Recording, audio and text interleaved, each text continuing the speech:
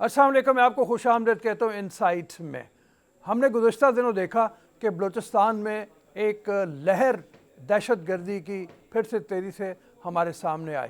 एक ऐसा वाक़या हुआ, बल्कि दो ऐसे वाक़यात हुए, एक पंजगोर में और एक नोशकी में, जहाँ पे टेररिस्ट अटैक हुए और उस टेररिस्ट अटैक को रिपल्स किया गया। हमारे जवानों ने आगे बढ़ के उनके मुकाबले किए उनके साथ और 13 के करीब दहशत गर्द जहन्नुम हासिल किया। लेकिन इस कोशिश में हमारे 7 नौजवान फ़ौजी, जिनमें एक अफसर भी शामिल है, उन्होंने जाम शहादत नोश किया। सवाल यहाँ पे ये पैदा होता है कि ऐसे वक्त में जब प्राइम मिनिस्टर चाइना का दौरा कर रहे हैं, बलूचिस्तान में इस तरह के वाक़यात क्यों तेज़ हो गए हैं? क्या इसका मकसद सी पैक को नाकाम बनाना है? और फिर सबसे बड़ी बात यह है कि इसके पीछे हाथ किसका है? ये जो शवाहिद मिले हैं, इसके बारे में क्लियरली ये बताया जा रहा है कि ये शवाहिद ये बताते हैं कि हिंदुस्तान पूरी कोशिश कर रहा है कि पाकिस्तान के अंदर तशद्दुद की लहर तेज़ी पकड़े और पाकिस्तान में सी पैक किसी भी तरह से कामयाब ना हो पाए। इस हवाले से हम बात करेंगे। हमारे साथ ब्रिगेडियर साद जंजुआ मौजूद हैं कि ये दहशतगर्दी की लहर क्यों इस तरह से तेज़ी दिखा रही है, इसके अंदर इतनी तेज़ी क्यों आई हुई है और इसका रोकने का सद्देबाब क्या होना चाहिए। तो बात करते हैं उनसे। अस्सलाम वालेकुम जनाब। वालेकुम अस्सलाम जी। सर, ये फरमाइए, ये जो मुल्क में शिद्दत आई है तशद्दुद की कार्रवाइयों की, ख़ास तौर पे बलूचिस्तान में हमने देखा, जो पंजगोर में और नौशकी में वाक़यात हुए, इसके पीछे बड़ा क्लियर नज़र आता है कि BLA है और उसके साथ TLP शामिल हो गई है और फिर हिंदुस्तान की फंडिंग मौजूद है। इस बारे में फरमाइए कि ये गठजोड़ कैसे ये इकट्ठा हो गया है, ये किस तरह से 11 पार्टियां कहती हैं उन्होंने मिलके BLA बना ली है, तो ये किस तरह से इकट्ठे हो गए हैं सारे? जी, इसकी तवक्को तो ख़ासे अरसे से थी, क्योंकि ये लोग स्लीपर सेल की सूरत में और अपने दूसरी जो इनकी एक्टिविटीज़ थी उनको साथ लेकर ये जमा तो हो रहे थे। अपनी तमाम जो सरगर्मियाँ थी इन्होंने जारी रखी हुई थी, सिर्फ उसकी इंटेंसिटी कम थी, क्योंकि जैसे जैसे रियासत का रिस्पॉन्स इनके ख़िलाफ़ आ रहा था तो इनकी भी सरगर्मियाँ उसी तरीके से मुतासर होती थी। अभी आपने सवाल किया है कि ये क्यों इसमें तेज़ी और शिद्दत आई है, तो उसके 2-3 वजूहात हैं। एक तो ये है कि आपको पता है कि अमरीकी अफ़गानिस्तान से निकल गए हैं, वहाँ पे जिसको कहते हैं कि वो अनगवर्नड स्पेसेस हैं, तो उन अनगवर्नड स्पेसेस में तालिबान की हुकूमत ये चाहते हुए भी कि वो अपनी सरजमीन को इस्तेमाल ना होने दे, उनकी इतनी अच्छी गिरफ्त नहीं है। और फिर हमें ये जानना चाहिए कि तालिबान की जो फ़ौज है वो भी एक मलेशिया की तरह फ़ौज है, जिसके अपने वसाइल बहुत महदूद हैं और उनमें से निचले लेवल पे बहुत से कमांडर्स हैं जो कि उनकी बात हो सकता है ना माने उस तरीके से। कहने का मकसद ये है कि अफ़गानिस्तान में जो अनगवर्नड स्पेसेस हैं और वहाँ से ये लोग मुज्तमे अपनी क़ुव्वत को करते हैं, वहीं से इनको लॉजिस्टिक्स, वहीं से इनको वेपन्स भी मिल जाते हैं, क्योंकि अफ़गानिस्तान में अमरीकी तो बहुत सी इक्विपमेंट छोड़ के गए हुए हैं। फिर इसमें बहुत सी एक्सटर्नल एजेंसीज हैं, जिसमें रॉ है, जिसमें कुछ और कुव्वतें हैं जिनका नाम लेना शायद मुनासिब ना हो, मगर वो सारे इस अमल में शामिल हैं। और फिर इसकी एक है कि इस वक्त का तयन कि उन्होंने ये क्यों किया, ये टाइमिंग बहुत ज़रूरी है, बिकॉज हमारे वज़ीर आज़म साहब चाइना से अपने चीन से ताल्लुकात जो हमारे बहुत अच्छे हैं और सी पैक पे बहुत सी चीज़ें हैं जिनकी मज़ीद हमने उसको जाके तक़वियत देनी है, तजदीद करनी है। उस सिलसिले में उनका विज़िट हो रहा है और उसी टाइम पे उन्होंने ये एक मैसेज देने की कोशिश की है कि ये अफ़गानिस्तान से भी और बलूचिस्तान के जो इलाके हैं वहाँ से भी ये सी पैक का जो रास्ता है इसमें क्या ख़दशात हैं। दूसरी ये बात है कि हमें रियासत के लेवल पे एक क्लियर पॉलिसी की ज़रूरत है, क्योंकि हमारा फोकस कुछ ज़्यादा फाटा और फॉर्मर फाटा की तरफ हो गया था और यहाँ पे हमने नाराज़ बलोच और इन एलिमेंट्स को करने के लिए जो होता है इंसानी फलाह यानी ह्यूमन सिक्योरिटी अप्रोच को अडॉप्ट किया था। मगर मेरा ख्याल ये है कि वो वक्त आ गया है कि हमें दो प्रॉन्ग्स को साथ साथ लेके चलना है। एक तो हमें انسانی فلاح اور ان کی جو جینون ان کی گریونسز ہیں اس کو ایڈریس کرنا، اس کے لیے ہمیں 2 سٹیپ آگے جانے کی ضرورت ہے، جس میں ڈیولپمنٹ ہے، جس میں ان کی جاب لیسنس ہے، جس میں ان کی جینون قسم کی ڈیمانڈز ہیں جس کو پورا کرنا ہے. مگر اس کے ساتھ ساتھ ہمیں جو وائلنٹ ایلیمنٹس ہیں، جو دہشت گرد ہیں، ان کے خلاف ایک پوری قوت مجتمع کر کے whole of the nation and whole of the government approach کے ساتھ ان ایلیمنٹس کا کلا کما کرنا ضروری ہے. اس کے لیے ہمیں اپنی جو ڈپلائمنٹ ہے اس کو بھی زیادہ مؤثر کرنا پڑے گا. اس کے لیے ہمیں کچھ ہتھیاروں کو، جو آج کل ڈرون وارفیئر ہے، سرویلنس مینز ہیں، ہمارے پاس دوسرے جو موبلٹی کے ذرائع ہیں، ان کو تھوڑا آرگنائز کر کے، اور جس پہ بہت سا کام ہو رہا ہے. آپ نے دیکھا ہوگا کہ آج نوشکی میں جو دہشت گرد تھے ان کو ریٹیلیشن میں ان کو مار دیا گیا ہے، اور اسی طرح جن دہشت گردوں نے پنجگور میں کارروائی کی تھی ان کا بھی کلا کما کیا گیا ہے. مگر ہمیں پرو ایکٹیو ہونے کی ضرورت ہوگی، کیونکہ ابھی وہ ایلیمنٹس جو سی پیک اور جو افغانستان میں پاکستان کے جو تعلقات طالبان کے ساتھ بہتر ہو رہے تھے، اس میں یہ رخنہ ڈالنے کی کوشش کی جا رہی ہے. تو ہمیں ان نان گورنمنٹ اسپیسز کو فوکس اور ان کو نظر میں رکھنا پڑے گا یہاں سے آگے. جی بگیڑی صاحب، یہ فرمائیے کہ 67 کیمپس ہیں جو انڈیا کے ابھی تک کام کر رہے ہیں، اور ایسا لگتا ہے کہ جیسے وہ افغانستان میں سارے موجود ہیں. ابھی تک طالبان اپنی گورنمنٹ ہونے کے باوجود ان کو کنٹرول نہیں کر پائے.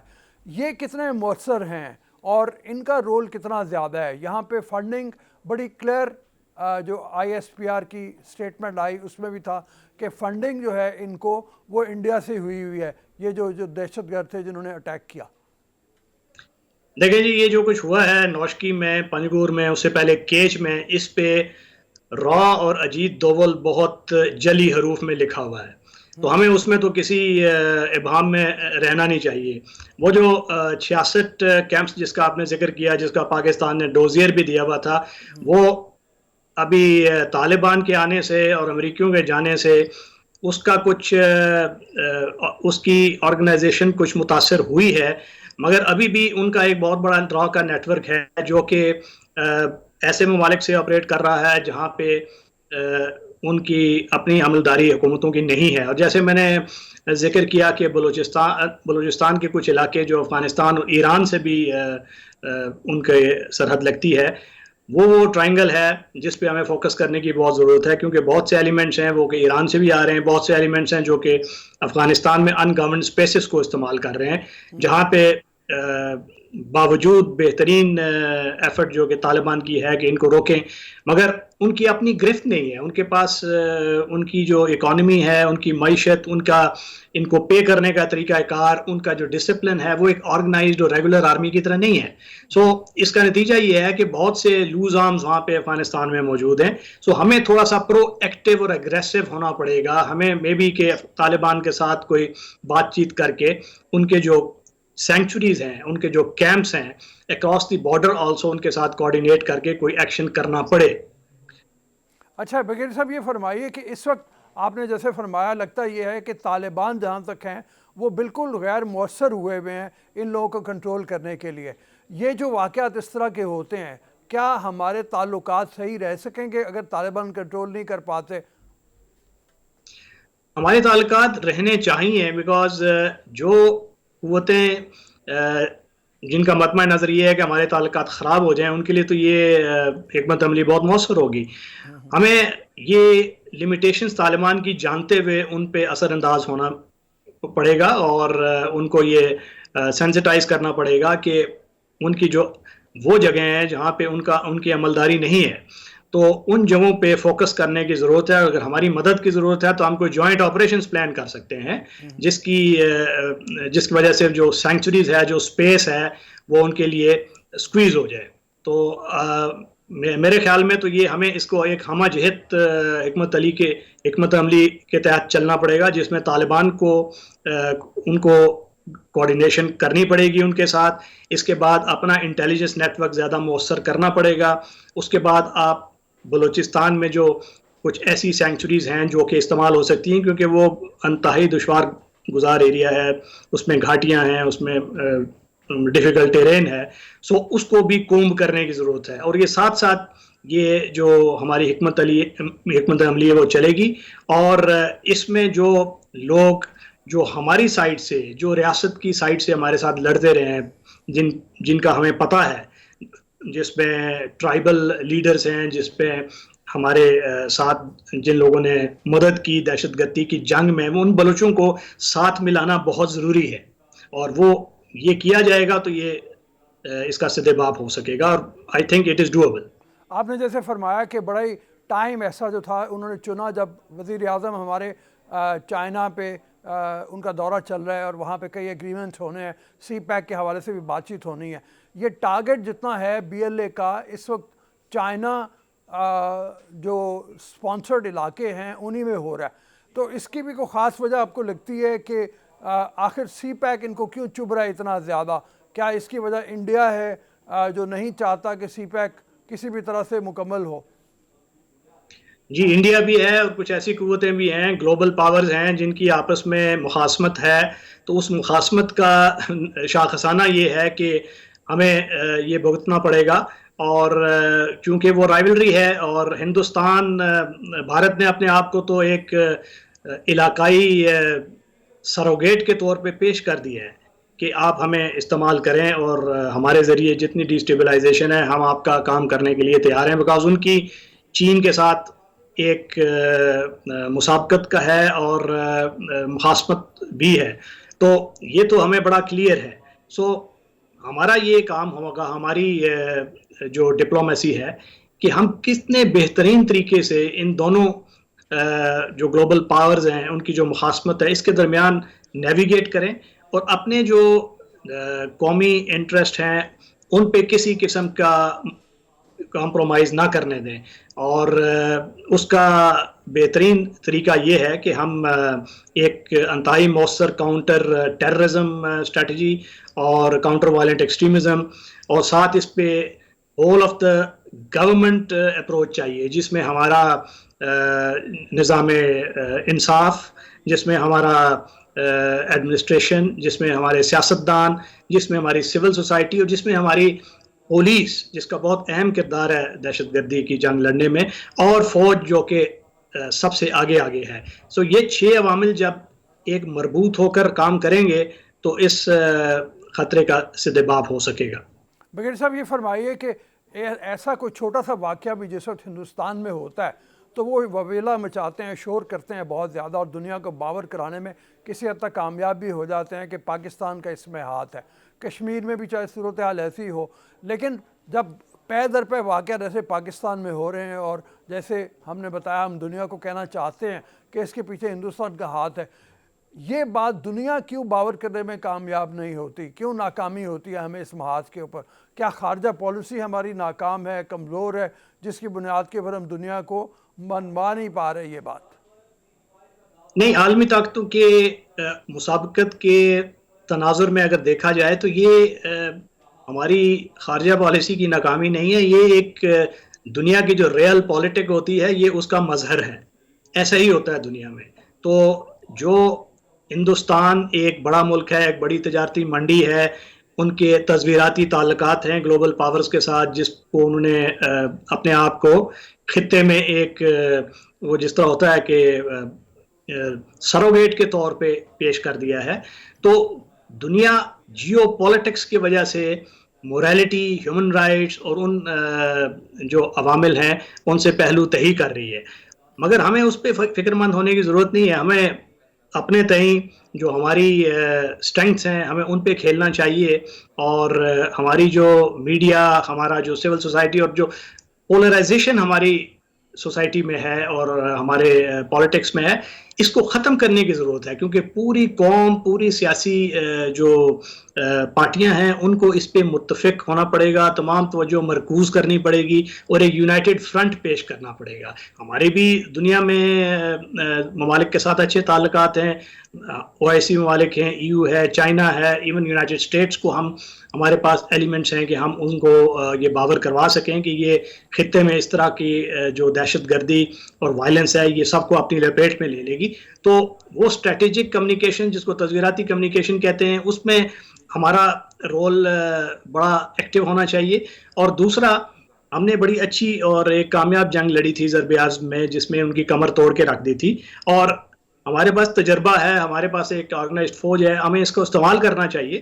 صرف ضرورت اس امر کی ہے کہ ہم تمام وہ قوتیں اس کو مجتمع کریں اور ایک مؤثر کنسسٹنٹ پالیسی بنوائیں جو کہ حکومتوں کے جانے سے یا ایک افسر کے چینج ہونے سے وہ ہماری حکمت عملی تبدیل نہ ہو، جس کو لانگ ٹرم اسٹریٹجی کہتے ہیں، اس کو اڈاپٹ کرنے کی ضرورت ہے اس ٹائم پہ. تھینک یو بریگیڈیئر صاحب. جیسے کہ آپ نے بتایا، ہمیں بلوچستان میں شدت پسندی کو ختم کرنے کے لیے ایک ہمہ جہتی ملٹی ڈائمینشنل اپروچ کی ضرورت ہے، جس کی طرف آپ نے اشارہ کیا کہ ایک طرف تو ہمیں ناراض بلوچوں سے بات کرنے کی ضرورت ہے، اور دوسری طرف ایک پرو ایکٹیو اپروچ اپناتے ہوئے ہمیں ان تمام کیمپس کو بھی ختم کرنے کی ضرورت ہے، چاہے اس کے لیے ہمیں طالبان کے ساتھ مل کے بات چیت کر کے ان کیمپوں پہ ریڈ کرنی پڑے. یہ بہت ضروری ہے پاکستان میں، تاکہ دہشت گردی کی فضا میں کمی لائی جا سکے. ابھی اجازت دیجیے، اگلے سیگمنٹ میں پھر ملیں گے. بریک کے لیے اجازت دیجیے.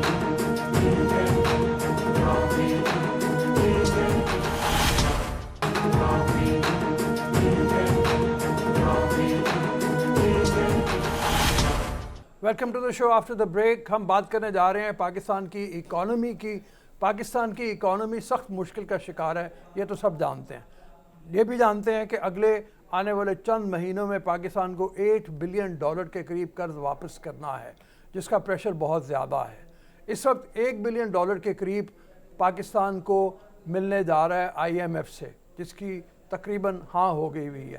لیکن پاکستان کو اس کے باوجود بے شمار پیسے کی ضرورت ہے. یہ پیسہ کہاں سے آئے گا؟ کبھی ہمارے ارباب اختیار یہ کہتے ہیں کہ ہم چائنا سے مدد لیں گے، یہاں تک کہ یہ ذکر بھی آتا ہے کہ روس اور قزاقستان سے بھی مدد مانگی جائے گی، جس کی تاریخ میں ابھی تک کوئی مثال نہیں ملتی.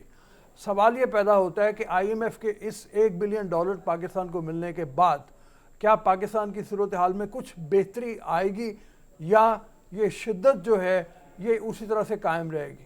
اس کے ساتھ ایک اور سوال بھی پیدا ہوتا ہے کہ یہ جو اتنا قرض لیا جا رہا ہے، اس قرض کو واپس کرنے کا طریقہ کار کیا ہوگا؟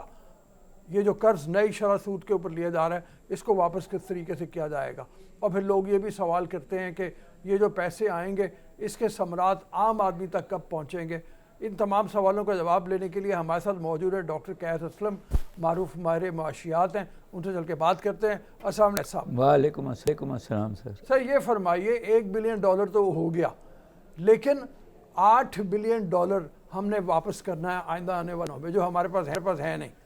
تو اس کا طریقہ کار کیا ہوگا؟ اور اگر وہ نہیں ہم اس طریقے سے اکٹھے کر پاتے تو وہ ہمارے زر مبادلہ سے جب نکلیں گے تو اس کے اثرات کیا پڑیں گے؟ شکریہ رؤوف صاحب. بات یہ ہے کہ پہلی بات تو یہ کلیئر کر دینی چاہیے کہ IMF قرضہ دیتا نہیں ہے، وہ ری شیڈیول کرتا ہے. وہ ورلڈ بینک ہے جو قرضہ دیتا ہے اور اسے آپ کچھ کرتے ہیں. یہ تو آپ کے جو آپ نے وہ $8 بلین دینے ہیں، ان میں سے $1 بلین کو ری شیڈیول کر دے گا جو ان کے اپنے ہوں گے، اور شرح سود بڑھا دے گا. بات یہ ہے جی کہ پاکستان کی پچھلے حکمران بھی اور یہ حکمران بھی اپنی مشکلاتیں بڑھا رہے ہیں. سیریسلی یہ دیکھا کہ کون سی سورسز ہیں جہاں سے ایکسپورٹ کر کے ہم یہ پیسے اکٹھے کر سکتے ہیں. ہم کچھ مہینے پہلے ہمیں جاتا تھا کہ پاکستانی جو باہر ہیں وہ ہمیں $2 بلین ہر مہینے بھیجتے ہیں، اور اگر یہ کریکٹ ہے تو پھر ہمیں IMF کے پاس جانے کی کوئی ضرورت نہیں تھی. بات یہ ہے جی کہ پہلی 7 گئے ہمارے پاس پروونشل KPK، یہ آزاد کشمیر، GB، یہ ساری مل کے فیڈرل اتنی بڑی گورنمنٹس کو شرنک نہیں کریں گے آپ یہ خرچہ رہے گا آپ کے اوپر. دوسرا یہ ہے کہ آپ کے پاس ٹیکسٹائل اور چاول کے علاوہ کوئی ایکسپورٹیبل ہے ہی نہیں.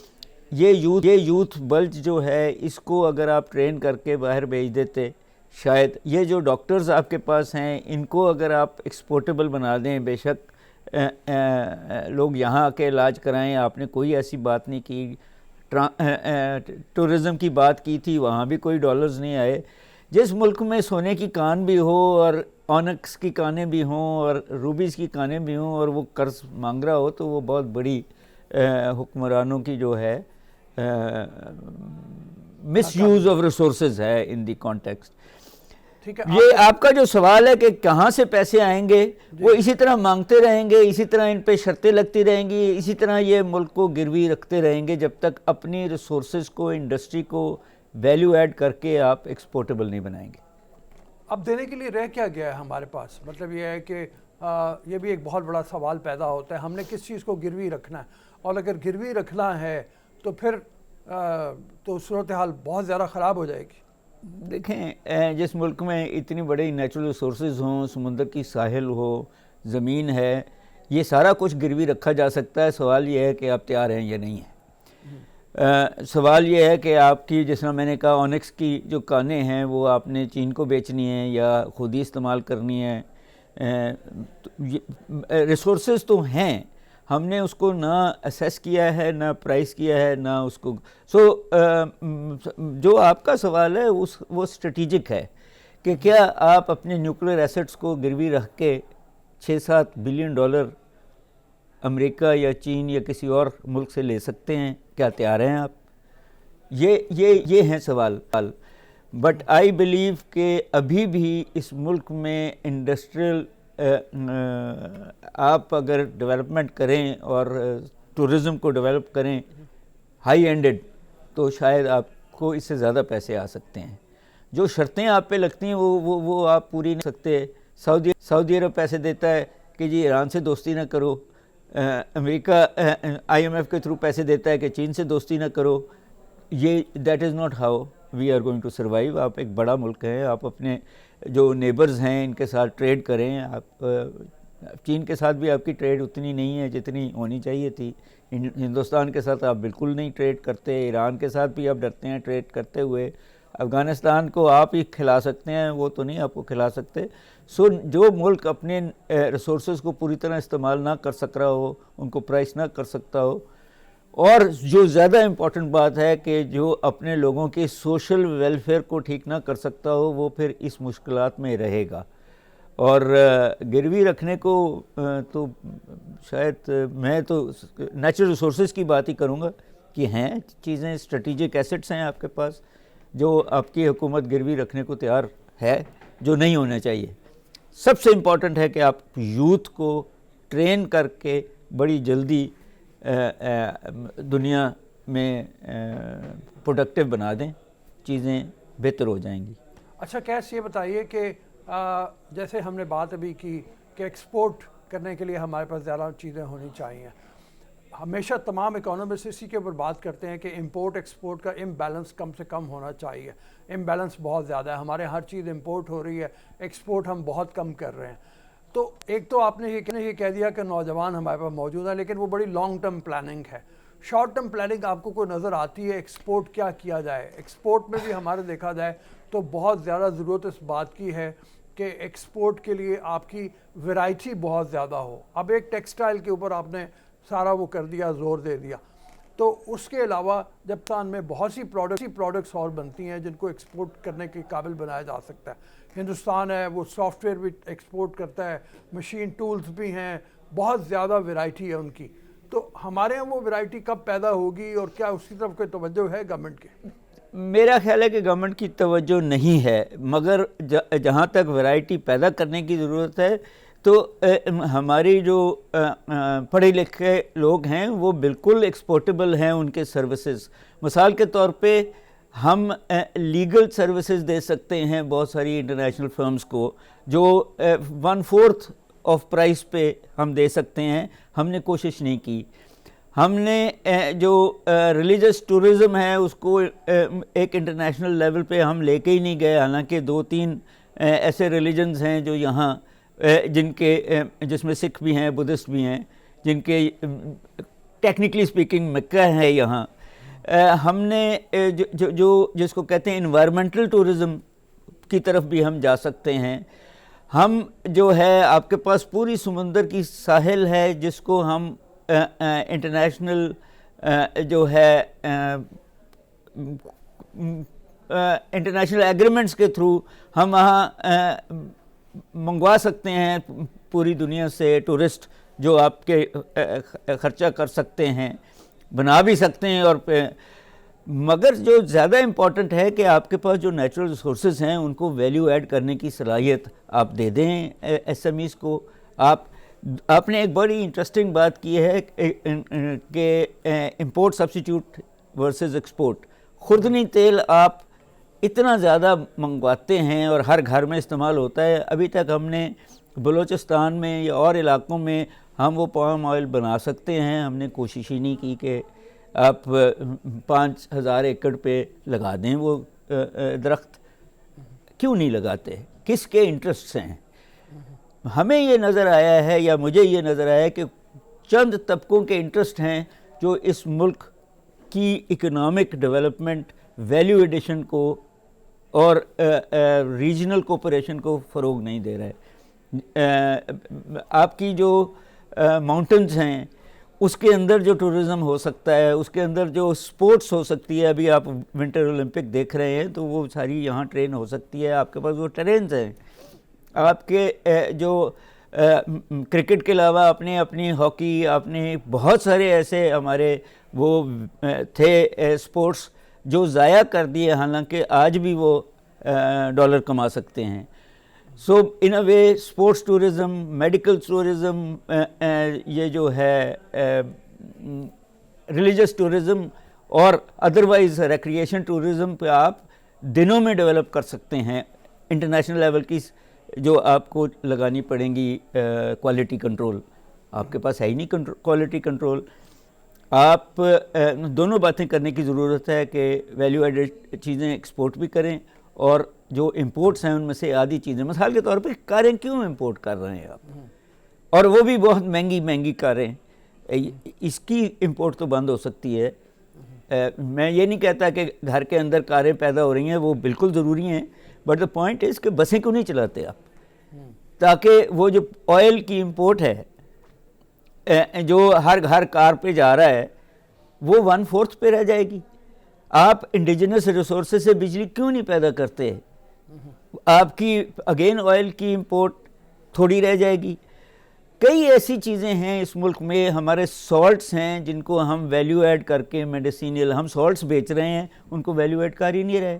کئی میں نے آپ سے بار بار کہا کہ ہماری معدنیات ہیں بہت ساری. ایک ملک جس میں روبیز اور آنکس اور کی کانیں ہیں، وہ کیوں نہیں فروغ دیتی جیولری کو، برانڈنگ اس کو کرتی؟ اور ہمارے کارپیٹس جو دنیا میں بہت جایا کرتے تھے اب اس لیول پہ کیوں نہیں جا رہا ہے؟ کیونکہ گورنمنٹ کا انٹرسٹ نہیں ہے. ہمارے پھل، ہمارے ڈرائی فروٹس سب اس لیول پہ ہیں کہ وہ ایکسپورٹیبل ہو جائیں، مگر اس کے لیے جو گورنمنٹ کی فیسیلیٹیشن ہے وہ ہمیں نظر نہیں آتی. اچھا یہ بتائیے، چائنا ہم جب گئے ہوئے ہیں مدد مانگنی ہے، ہمارے وزیر خارجہ نے بھی، وزیر خزانہ نے بھی آج یہ کہا، شوکت ترین نے، کہ ہم IMF کے پاس اب نہیں جائیں گے، ہم چائنا سے مدد مانگیں گے. چائنا کی پاسٹ میں بہت بڑی تاریخ نہیں رہی اس طرح سے قرض دینے کی. اگر وہ قرض ملے گا بھی تو شاید کمرشل بینکوں سے ملے گا ان کے، اور کمرشل بینکوں سے زیادہ سود کے اوپر وہ ملے گا. کیا ہم اس طرح سے لے کے اپنی اکانومی کو اوپر اور ذرا بوجھ نہیں ڈال دیں گے؟ جی بات یہ ہے کہ پہلی تو بات یہ ہونی چاہیے کہ ہمیں اپنے بیلٹس ٹائٹ کرنے چاہیے. آپ کے گھر میں جب پیسے نہیں ہوتے تو ہم 2-3 چیزیں خریدنی بند کر دیتے ہیں، 2-3 کام بند کر دیتے ہیں کہ ہمیں قرضے پہ جانا ہی نہیں چاہیے. مگر اگر قرضے پہ جانا بھی ہے تو اب یہ سوال ٹریڈ آف ہے کہ اگر آپ IMF کے پاس جاتے ہیں تو قرضہ سستا مل جاتا ہے، مگر ان کی شرطیں ایسی سخت ہوتی ہیں جو ہم برداشت نہیں کر سکتے. ہم چائنا یا انٹرنیشنل مارکیٹ سے جب قرضہ لیتے ہیں وہ مہنگا ہوتا ہے، مگر وہ شرطیں نہیں ہوتی جو آئی ایم ایف لگا رہا ہے. سو کہیں نہ کہیں آپ نے ٹریڈ آف کرنی ہے. میرا تو یہ خیال ہے کہ قرضے پہ انکسار کرنا چھوڑ دیں, پرائیویٹ سیکٹر کو لینے دیں قرضہ. Government should not take loans. China کے ساتھ آپ کو جوائنٹ وینچرز کرنے کی ضرورت ہے, چائنا کے ساتھ قرضہ لینے کی ضرورت نہیں ہے, یا کسی اور ملک سے بھی قرضہ لینے کی ضرورت نہیں ہے. یہ کیوں نہیں ممکن کہ ہم ڈیفینس اسٹیٹ بھی بنیں اور ہم ویلفیئر اسٹیٹ بھی بنیں؟ ہم ون فار ادر کیوں کرتے ہیں؟ ہم کیوں کہتے ہیں کہ چائنا کے ساتھ جانا ہے تو امریکہ کے ساتھ دوستی ٹھیک نہیں رہے گی, اور امریکہ کے ساتھ جانا ہے تو چائنا کے ساتھ دوستی کی؟ ہم دونوں کے ساتھ پرائیویٹ سیکٹر کو اجازت دیں کہ وہ ایگریمنٹس کرے اور جوائنٹ وینچرز کرے اور چیزیں بنائے اور بیچے بھی اور خریدے بھی. گورنمنٹ کو صرف کوالٹی کنٹرول جانا چاہیے. تیسری بات یہ ہے کہ آپ کے جو انپٹس ہیں ان پہ ٹیکس ختم کریے, آپ کے جو ایکسپورٹیبلز ہیں ان پہ ٹیکس ختم کریے, امپورٹس پہ ٹیکس لگائیے, پروفٹس پہ ٹیکس لگائیے, آپ کو ریونیو بھی آئے گا, اور جو آپ کی ہے بزنسز وہ فروغ دیں گی, ایکسپورٹس بھی ہوگی. مگر جب آپ ایکسپورٹس پہ بھی لگا دیتے ہیں ٹیکس اور انپورٹس پہ بھی لگا دیتے ہیں تو پھر آپ کمپیٹیبل ہی نہیں رہتے دنیا میں. سو آئی بلیو کہ چائنا ہو یا آئی ایم ایف ہو یا سعودی عرب ہو, آپ اب قرضہ لینا بند کیجئے اور کاروبار کو فروغ دیجئے تاکہ وہ ایکسپورٹیبل ہو جائے. بہت مہربانی, تھینک یو ویری مچ. جنہیں بتایا ہمیں کوشش کرنی چاہیے کہ امپورٹ ایکسپورٹ کے امبیلنس کو ختم کریں. ایکسپورٹ میں بہت سی باتیں ڈاکٹر قیس اسلم نے بتائیں کہ جن کو ایکسپورٹ کیا جا سکتا ہے. اپنی چیزوں کو ویلیو ایڈڈ کرنے کے لیے بہت سے طریقے بتائے ہیں جن کے اوپر ہم ویلیو ایڈ کر کے باہر بھجوا سکتے ہیں.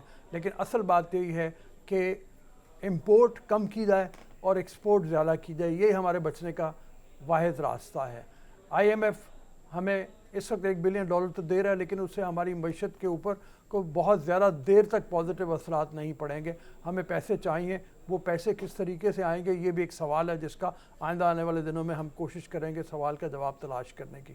ابھی اجازت دیجیے اس سیگمنٹ سے, اگلے سیگمنٹ میں پھر ملیں گے.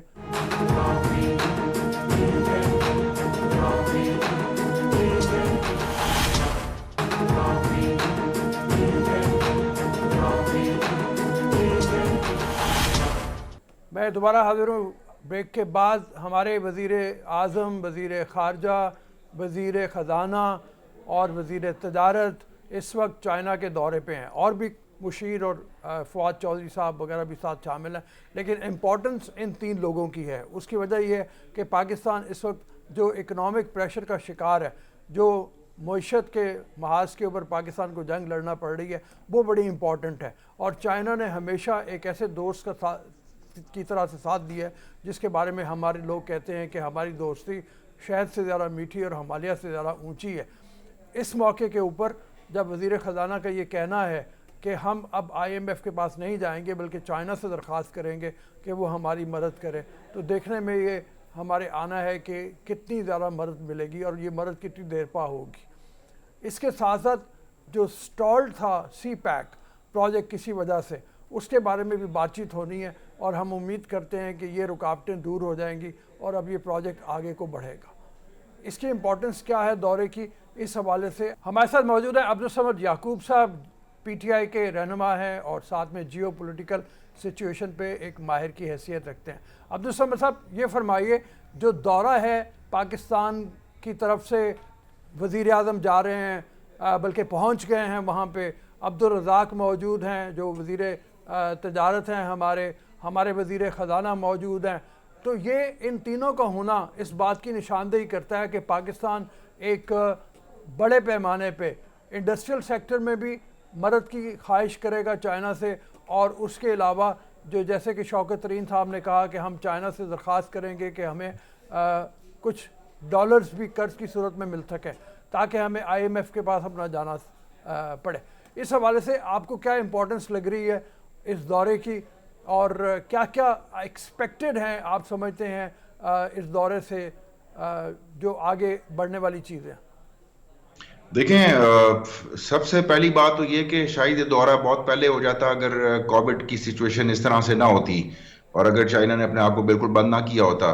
لیکن بہرحال دیر آئے درست آئے. اور جیسے یہ دورہ اس کو یوں کہہ لیں کہ سی پیک کے اوپر اگر اس کو میں بالکل فوکس کر لوں, پریسائزلی آپ کو کر لوں, تو سی پیک کے حوالے سے جو ہماری اور خاص طور پہ افغانستان کی سچویشن کے بعد وہ سارے جو معاہدے ہیں وہ ایک قسم کے کچھ, ایک تو فردر کچھ نئے معاہدے ہوں گے, اور کچھ پچھلے جو معاہدے تھے یا کچھ کسی وجہ سے اگر وہ سلو ڈاؤن ہوئے تھے سیکیورٹی سچویشن کی وجہ سے, وہ ایک تو ریفریش ہو جائیں گے. اور پھر جو اس کی جو خاص بات ہے وہ یہ تھا کہ جس طریقے سے چائنا کے کچھ انجینئرز یا چائنا کے کچھ جو نیشنل سے وہ اپنے آپ کو کچھ انسیکیور فیل کر رہے تھے, تو جو یہ فریم ورک ایک انڈسٹریل کارپوریشن کا ایگریمنٹ ہے 5 سال کے لیے, اس میں جو سب سے امپورٹنٹ پوائنٹ ہے وہ یہ کہ چائنا کے سویلینز, چائنا کے سٹیزنز اور چائنا کی پراپرٹی کی سیکیورٹی کی ذمہ داری پاکستان لے گا, جو کہ ایک بہت بڑی ریسپانسبلٹی ہے پاکستان کے اوپر.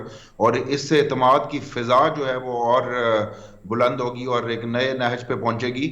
کیونکہ دیکھیں انویسٹر کو سب سے پہلے جو ہے وہ سیکیورٹی چاہیے ہوتی ہے اپنی, کہ ان کی جان, ان کے مال کی جو حفاظت ہے.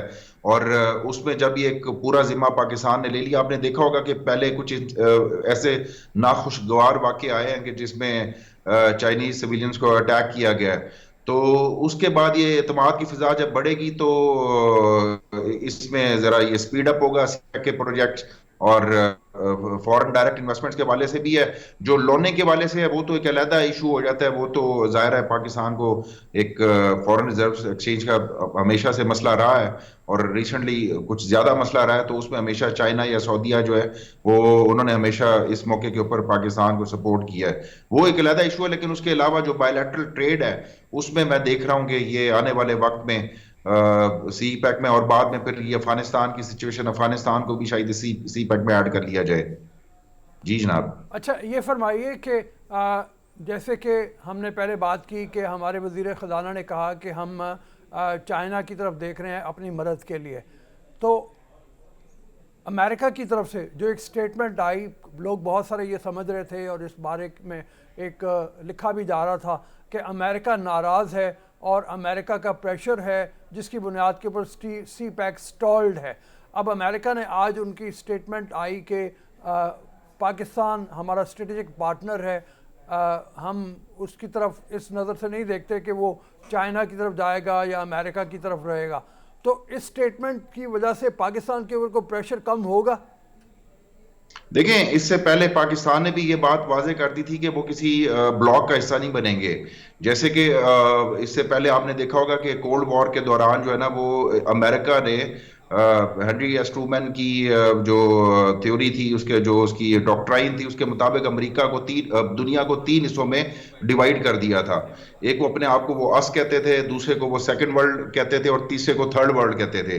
تو اس طرح کی ڈیوائیڈ جو انہوں نے دنیا میں کی تھی, جو کہ دنیا کے لیے بہت خطرناک چیز تھی, کہ جو ان کے یا تو وہ یہ ٹرم یوز کرتے تھے کہ یا آپ ہمارے ساتھ ہیں یا پھر آپ ہمارے اگینسٹ ہیں. اور جو نیوٹرل سٹیٹس تھے یا جو انہوں نے ابھی ڈیسائیڈ نہیں کیا تھا کہ وہ سوویت بلاک کا حصہ بنیں گے یا امریکنز الائز ہوں گے, تو وہ ان کو تھرڈ ورلڈ کنٹریز کہا جاتا تھا. تو اس طرح کی تفریق جو ہے وہ جب یہ کولڈ وار سوویت یونین جب ٹوٹا, اس کے بعد ہم یہ نہیں دیکھ رہے تھے کہ اس طرح کے اسٹریٹجک بلاکس, ریجنل بلاکس تو بنتے رہتے تھے اکنامک کوآپریشن کے لیے یا ڈیفنس ٹائز کے لیے, یا لیکن اس طرح کی دنیا پھر سے 2 حصوں میں تقسیم ہونے اب جا رہی تھی, جو نظر آ رہا تھا, جو کہ بائیڈن کے آنے کے بعد وہ چیز وہ تفریق ہمیں زیادہ نظر آئی کہ وہ دنیا کو پھر سے ڈیوائیڈ کرنے جا رہے ہیں. تو پاکستان نے تو ایک اپنی پوزیشن واضح کر دی کہ ہم کسی بلاک کا حصہ نہیں بنیں گے. ہمارا امریکہ بھی اسٹریٹجک پارٹنر ہے, ہمارا چائنا تو خیر اس سے تو ریلیشن ہمارے نیکسٹ لیول پہ ہیں, لیکن بظاہر جو آپ کی ڈکلیئرڈ فارن پالیسی ہوتی ہے, چاہے وہ امریکہ کی طرف سے بھی ہو, وہ یہی کہیں گے کہ پاکستان ایک اسٹریٹجک پارٹنر ہے, بھلے ان کا انکلائن کسی اور کی طرف وہ زیادہ انکلائن کر رہے ہوں. تو اور ہمارا فرملی ہم نے سٹینڈ لیا ہوا ہے. اور اس میں دیکھیں دنیا میں جب ایک رائزنگ پاور ہوتی ہے اور ایک ایگزسٹنگ پاور ہوتی ہے, چائنا نو ڈاؤٹ ایک رائزنگ پاور ہے, اس نے ایک وقت میں جا کے ریپلیس کرنا ہوتا ہے ایگزسٹنگ پاور کو جو کہ امریکہ ہے. اس میں یہ ایک ٹرانزیشن پیریڈ چل رہا ہے, اور پاکستان پہلی بار میں یہ کہوں گا کہ اس کی پوزیشن یہ ہے کہ وہ چائنا کے ساتھ اس طرح سے سٹینڈ کر رہا ہے کہ جس طرح چائنا ریپلیس کرے گا اور سپر پاور بنے گا, تو ڈیفینیٹلی اس ریجن میں اور خاص طور پہ پاکستان میں بہت زیادہ ترقی آئے گی, جو کہ ہم ہمیشہ کلیم کرتے ہیں کہ وہ سی پیک کے تھرو, اور ایک اسٹریٹجک پارٹنر تو ہم رہے ہی ہیں اس کے چائنا کے. اچھا یہ فرمائیے, یہ جو دہشت گردی کے واقعات ہوئے خاص طور پہ بلوچستان میں, 2 علاقوں میں, نوشکی میں, پنجگور میں, اور یہ انہی علاقوں میں ہوئے جہاں پہ ہم سی پیک ہمارا اس وقت پروجیکٹ چل رہا ہے. چائنا ان واقعات سے کوئی اس کے اوپر اثر تو نہیں پڑے گا؟ اس کی وجہ یہ ہے کہ آپ نے جیسے بات کی کہ سیکیورٹی میں ہم نے انشور کرنا ہے چائنا کو کہ ان کے نیشنل بھی سیکیورڈ رہیں گے, ان کے ایسٹ بھی سیکیورڈ رہیں گے. یہاں پہ اس طرح کے واقعات کو بڑھاوا مل رہا ہے, تو اس حوالے سے بھی فرمائیے. بالکل, جو ہماری بلوچستان کی صورتحال ہے وہاں پہ جب بھی آپ کے جو فورن انویسٹمنٹ آتی ہے اس میں سب سے پہلی بات سیکیورٹی کی آتی ہے. سیکیورٹی زیادہ ضروری ہوتی ہے. اس میں ہمیں یہ پتہ ہے کہ باہر میں کون ایران میں انویسٹمنٹ کرنے جا رہا تھا. ظاہر انڈیا کا انٹرسٹ تھا. پھر انڈیا کبھی بھی نہیں چاہے گا کہ بلوچستان میں اسٹیبلٹی آئے. پھر اگر کوئی محرومی ہو بھی جائے, مثال کے طور پہ اگر کوئی بلوچ یہ کلیم کرے کہ اس کو کوئی محرومی ہے, تو اگر ساؤتھ پنجاب میں یہ کلیم کرتا ہوں کہ کوئی محرومی ہے تو میں بندوق نہیں اٹھاؤں گا. اسی طریقے سے وہ آپ کی جو بیرونی قوت اور خاص طور پہ انڈیا جو ہوتا ہے وہ آپ کی ان محرومیوں کو ایکسپلائٹ کرتا ہے. اس کی یہ فالٹ لائنز ہوتی ہیں, وہ آپ کے فالٹ لائنز پہ ہٹ کرے گا. لیکن فالٹ لائنز پہ ہٹ کرنا, اگر کوئی ناراض بلوچ احتجاج کرے تو وہ اور بات ہے, لیکن اگر کوئی بندوق اٹھا لے, وائلنٹ ہو جائے, تو اس کو وائلنٹلی اسی طریقے سے کاؤنٹر کیا جائے گا, جو کہ ہماری افواج جو ہے, ہماری فورسز جو ہے وہ ان کو کاؤنٹر کر رہی ہیں. اب جب تک بلوچستان میں اسٹیبلٹی, چائنا تو ظاہری بات ہے چاہے گا کہ بلوچستان میں اسٹیبلٹی آئے, اور ہمارے جو ہمسایہ کچھ ملک ہیں, ایک کا تو جو بارڈر لگتا ہے میں ان کا نام نہیں لینا چاہتا, اور انڈیا تو کھل کے چار ہے, لیکن یہ چھوٹے موٹے واقعات ہو جانا کا مطلب یہ نہیں ہوتا کہ آپ کوئی بہت بڑا بریک تھرو ہو گیا ایسے, کیونکہ یہ تو اگلے 100 سال بھی یہ اسٹیٹس کو چینج نہیں کر سکتے بلوچستان کا, کہ کوئی یہاں پہ انسرجنٹ سو کالڈ انسرجنٹ جو ہے نا وہ آ کے کوئی 1 انچ بھی فتح کر سکتے ہیں, اپنا جھنڈا لہرا سکتے ہیں. لیکن میں نے آپ سے جیسے آپ کو بتایا کہ اصل جو فوکل پوائنٹ ہے نا, کہ پاکستان پہ ہی پہلے ان کی جو سیکورٹی تھی چائنیز کی یا فارنرز کی, وہ پاکستان کی ہی ریسپانسبلٹی تھی. لیکن اس کو مزید ہائی لائٹ کر دیا گیا کہ ان کو مزید پروٹیکٹ کیا جائے گا. تو مستقبل میں نے آپ سے کہا کہ جس طرح افغانستان میں طالبان آ گئے اور ایک نئی رجیم آئی ہے, پہلے تو ایک اینٹی پاکستان رجیم چل رہی تھی, اور ان کی جو سوئل تھی وہ ہمارے خلاف استعمال ہو رہی تھی. کم از کم وہاں سے تو وہ جو سوئل جو ان کی افغانستان کی زمین ہے وہ بند ہو گئی ہے. کچھ سلیپنگ سیلز موجود ہیں بلوچستان میں جو ابھی ایکٹیو ہوئے ہیں, اور جن کو انشاءاللہ تعالی جلدی وائپ آؤٹ کر دیا جائے گا کمپلیٹلی. Thank you Abdus Samad. آپ نے جیسے فرمایا پاکستان اپنی پوری سی کوشش کرے گا کہ چائنیز نیشنل کو بھی, ایسٹ کو بھی محفوظ طریقے پہ یہاں پہ موقع ملے کام کرنے کا. اور آپ نے جیسے کہا کہ ہم امید کرتے ہیں کہ جو سٹالڈ ہے اس وقت رکاوٹ آئی تھی سی پیک میں, وہ رکاوٹیں ختم ہو جائیں گی. پاکستان کے لیے کتنا امپورٹنٹ ہے اس کے بارے میں ہم یہ تمام کہتے ہیں کہ پاکستان کی معیشت کے لیے ریڑھ کی ہڈی کی حیثیت رکھتا ہے یہ پروجیکٹ. انشاءاللہ تعالیٰ یہ پروجیکٹ کامیاب ہوگا, اور انشاءاللہ تعالیٰ یہ دورہ جو وزیر اعظم کا ہے وہ بھی کامیاب ہو جائے گا. اسی امید کے ساتھ ابھی اجازت دیجیے. اللہ حافظ و ناصر.